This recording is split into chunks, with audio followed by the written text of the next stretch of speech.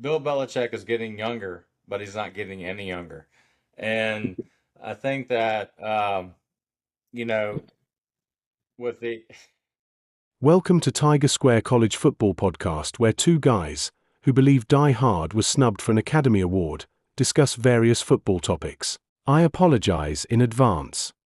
everybody, and welcome to a spring edition of Tiger Squared. And what a different setting we are talking about. I'm still in the same old boring Pensacola. I can't say boring because Mullet Toss is going on this weekend, and I didn't go, which I'm proud Oh, of. But oh, yeah, right. And have the whole weekend off, Jason. I mean, man. how good of how good is that? Didn't go to Mullet Toss. And Jason, on the other hand, he we have switched dynamics here. Jason was in Frisky Cold, Alaska for the Mhm. past since our podcast started, and now he's in Hawaii. Jason, introduce yourself and tell us where you're at. Well, aloha, uh, Robert. Uh, it has been a long 8 months there in Alaska. I am currently in Hilo, the big island here of Hawaii. And Shane, very rarely does you have visions in your head of what something's going to be or something's going to look like. Very rarely do those the actual reality match the where you're at. It does. It's breathtaking. It's beautiful. I don't know if the sound's picking it up, but there's literally a waterfall maybe 50 feet away, just right over here that I can walk down into. But it's beautiful. And yes, definitely a change of scenery, a welcome one. Nice, and that's why I have a picture of a older looking Tom Cruise as my profile picture on my dating apps. So Mm. just to prove Shannon doesn't listen to this again. She might listen to the first 10 minutes, maybe five. I think we're safe, sir. Okay, Not perfect. hey, not that I have dating apps, by the way, and you can go through my phone that's right here, but no, I'm just, I threw that out there. It's a pun. All right, so I like hey, it. welcome in, guys. It's been a while since our last video, and you know, come late July, we'll probably start doing these weekly again, and then obviously football season, we're gonna kick it up 2 times a week. Um, love you guys. Hope you've been doing well. And today we're going to talk about coaching hot seats going into the 2026 season. Maybe a bold prediction or two, and this kind of talk a little bit about college football and where we're at right now. And Jason, so um, you know, there's obviously a bunch of names on the list as far as who could lose their job, midway through the season, end of the season next year. We had a bunch last year. I think the most that we've ever seen. SEC had six or seven. Is that correct? Uh, I don't know the number, but there was a huge turnover. And not just SEC champ, Big Ten. Yeah. Ole Miss, LSU, Auburn, Florida, Arkansas. Mm. Um, hmm. I don't know. And that, hmm, let's see. Well, it doesn't. There was a lot. There was a high turnover. Five. Five. All right. So, we're going to go back and forth with who we think might be let go this year, and I'm going to start out with the obvious, Jason. I mean, this guy has 9 lives. He's a cat. Although he's a Seminole, don't understand why he still has his job. But Norville from Florida State, man, I mean, that program it deserves better. It's like kind of Florida's been the last few years, and they just deserve better, man. I mean, it was a historic program, national champs, won in 2013 over my Auburn Tigers, and you know this is disaster year. They had a disastrous year where they were undefeated. Quarterback got hurt, and then they have a terrible year, and then they beat Alabama in the opener. Hey, we're back, we're back, we're back. No, so yeah, I think Norville is my top pick as far as coaches being gone. Okay, I Maybe think maybe like I was just going to say, I think he's at the top of everyone's list, and how he skated by last season and not lost his job, I'm not sure. I think there's got to be some type of financial uh, background that we're not seeing, whether it's Florida State doesn't want to spend the money uh, or reinvest. Well, let's not say reinvest because that's a blue blood program there, but something I think is going on behind the scenes there for Norville to have retained his job after last season. And even the year before the undefeated season, he was already on the hot seat. Then he has the undefeated season, and then he just laid an egg since.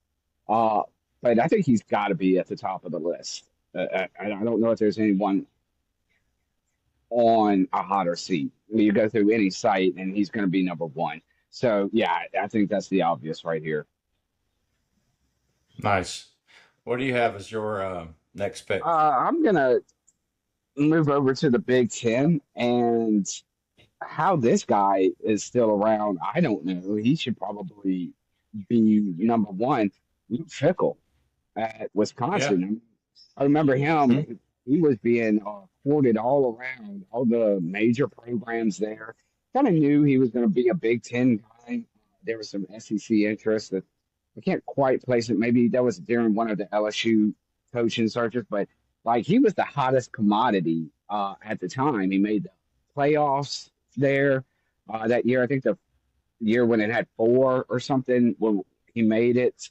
Uh, and he has not performed over there at Wisconsin, a program not, I won't say traditional powerhouse, but certainly better than what he has produced over there. I think he should have been let go 2, 3 years ago, or at least 2 years ago. But Luke Fickle, for me, number two. Okay. Okay. So I don't disagree with that. I think, yeah, Wisconsin, I know we played them in like two bowl games in consecutive years. Hmm. Um, and that, Wisconsin has always, they don't have anything else going. They don't have basketball. Well, kind of Packers. have basketball. Yeah, but their football team was kind of really good there for a while. And then it went down for a couple of years and they hired this guy and it hasn't been back since. So, Mhm. um, here's a SEC one for you. All right. Shane Beamer. On my list, Robert.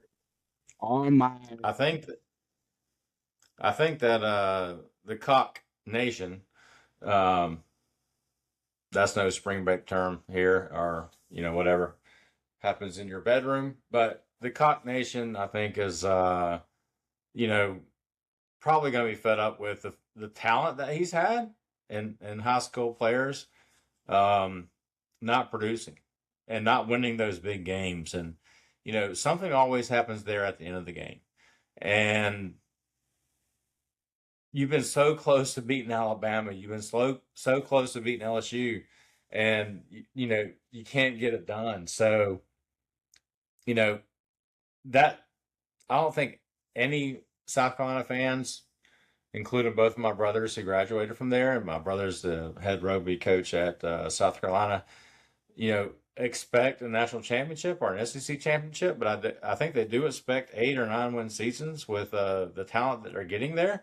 And he can't get it done, man. He folds in the fourth quarter. Uh, he can't seem to drive the nail in the coffin, and I think that's why he's out. Um, I don't want to say in the middle of the year, but I think he's out at the end of the year. uh, I agree with everything you just said. Beamer, I like his personality. If I had a child who played football, certainly wouldn't mind him to play under Beamer. he seems like a genuinely good person. He personifies that. But this is football, man. It's SEC football, and it's you got to produce. I don't care how nice you are, what your background is. If you're helping old ladies cross the street, you got to put W's on the board, and he just has not done it. And I like no more Sellers. He's had talent there. Uh, I don't know exactly educated on South Carolina's NIL money on where they're going to move money here and there. I know they're probably going to invest in women's basketball, but it's time for a change. Makes sense if they do. Yeah, I mean, Yeah, I agree.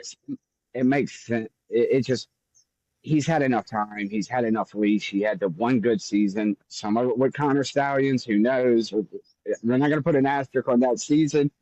However, uh, it's time, and as nice as the guy is, it's SEC football. You got to produce, put W's on in the win column, and he just hasn't done it. And he's had talent, and it's time to move on from Yeah, South Carolina. gotcha. I agree. Who you got next? All right, so I'm going to stay in the Big Ten here, and I'm going to go with Lincoln. Yeah, Again, I think he yeah. was Okay. being courted at LSU right before Brian Kelly, and you have resources there at USC. You proud tradition, and he hasn't done it yet. I think you had a Heisman finalist there. You had a number one draft pick at quarterback. You're going to have some type of offense, but the offense just hasn't translated from, or in my opinion, from Oklahoma to USC, whether it's the style of football that they play in the Big Ten or anything like that. It's just he hasn't, and the defense is still lackluster, which was his MO over at Oklahoma. Uh, they piled money Yep. into and help funded him, as far as I can tell, have given him any and all resources he's needed to succeed, and he just hasn't. And from USC, write the checks, get him out of there, and let's move on. But Lincoln Riley, and he just seems disinterested. I'm very glad and relieved. I know he was the sexy hire right there at LSU, and if we were recording back then, I probably would have said Lincoln Riley to LSU. But I'm kind of glad in retrospect because he just seems disingenuous or uninterested in winning. I don't know. It's like he wants to run his little offense and then that's it. And maybe be a coordinator somewhere, but head football coach, I don't see it. So USC, moving on from Lincoln Riley. All right. So I agree with you 1,000% there. And here's my final pick as far as hot seat. It's Bill Belichick. I got thoughts on that. So here's my thoughts. Bill Belichick is getting younger, but he's not getting any younger. And I think that you know, with the with the ACC the way it is, they can draw the talent there, man. There's a ton of great high school football teams in both of those states, North and South Carolina, Maryland, you know, Georgia, just on your border, Tennessee. So I think that um, I don't know why he took that job. I really don't. And I think he has like a 5-7 season, and you know the people that pull the strings are just like, no, we got to get some fresh young blood in here, and we got to get somebody who can identify with the NIL transition and the young kids coming out of high school and talk their lingo. And he's not that guy. Maybe he can get his girlfriend and talk to him. Don't know, but And he's what a just not the speech. guy to. Yeah, there's two there. There's two there. There's two shorts there, Jason. I just want you to realize that. Um, but maybe I just it's time for him to go fishing. Sorry, it's just go fishing somewhere, dude. You got a lot of money, man. You got a lot of money, man. Just go and enjoy it. You know, hold your head high. You had some help. you really have some help, but you're not going to go on the college level and win a national championship. You're not going to do it. Yeah, this guy named Tom Brady helped him out. You said something Yeah. that struck me. It was like, why did he take the job? You're right. What was there left to prove after leaving the NFL? I don't know. These coaches often talk about uh, how they're The geared. passion of coaching. Yeah, they're wired differently. These all these coaches are just wired differently. Uh, but my thoughts on this, and I know this is the umbrella of hot seat, but I think you're going to see a parting of ways. I think it's going to be Belichick wanting to leave, the board of Yep. trust or whomever are going to want him to leave. And I think rather than a traditional letting go, I think we're going to see a parting of ways. Well, and I agree with that. And when you talk about your North Carolina alum, you look at Michael Jordan, who's probably calling some of the shots there. I know he is with basketball, and hence the hiring of their coach that they fired. You know, and I think North Carolina used to be like back in the old ACC. It used to be Clemson, Florida State, North Carolina, and North Carolina was always like third. But now it's Georgia Tech, it's Duke, it's Virginia, and I don't think North Carolina fans expect them to win the ACC, but I think they expect them to be in the top two or three, or close to it every year. A And Louisville situation if, type deal, at least yeah, competing, yeah, agreed. competitive. But some of the product that they have put Yeah. on the field, just eh, a lot to be desired there. All right. All right, Jason, Uh, here's with your next one. We're going to go on to the next topic. okay. Well, look, I got two names left. And so one, I don't realize you hadn't said it, but Dabo Sweeney. Yep, What's your thoughts? I mean, yep. he's obviously got to be on the hot seat, right? He is, but he's got a manageable schedule. I mean, They're all seem to be if you manageable. Well, yeah, but if you don't recall, I have Clemson making it to the playoffs. I do So recall that. I can't I think you're I wrong, but can't contradict. Yeah, but I can't contradict myself and say, hey, they're going to make the playoffs and fire their coach in the same year. So I think he has a good year. He rebounds, and then I think he's a topic of conversation in 2027. okay. All right. Last name, and not that I think he's going to be fired, but I think there is an enormous amount of pressure on this coach to win and win right now, and it better be 10 I think I wins. know who you're talking about. The Lane Okay. train, Lane Kiffin. I got. Oh, okay. No, I was thinking of two Texas coaches, but okay. Yeah, so I think Lane Kiffin, uh, he's got to produce. He's got to produce now, and I don't know if there's ever been a first year coach in recent memory that's been on a hot seat than Lane Kiffin coming into our program. LSU just spent a ginormous amount of money. Governor involved. We know the drama. Most of us know the drama circulated with the firing of Brian Kelly, firing of Lane Kiffin. Ole Miss fans, it was chippy during the LSU Ole Miss baseball series that just played last week. Uh, Fights in the stands. I mean, people getting drugged out. I mean, it's chipper down here, buddy, in Magnolia country. But Lane Kiffin, we thoughts? All right, all right, all right, all right, all right. Where do I start? You, the Tiger fans in LSU have to understand that. No, okay.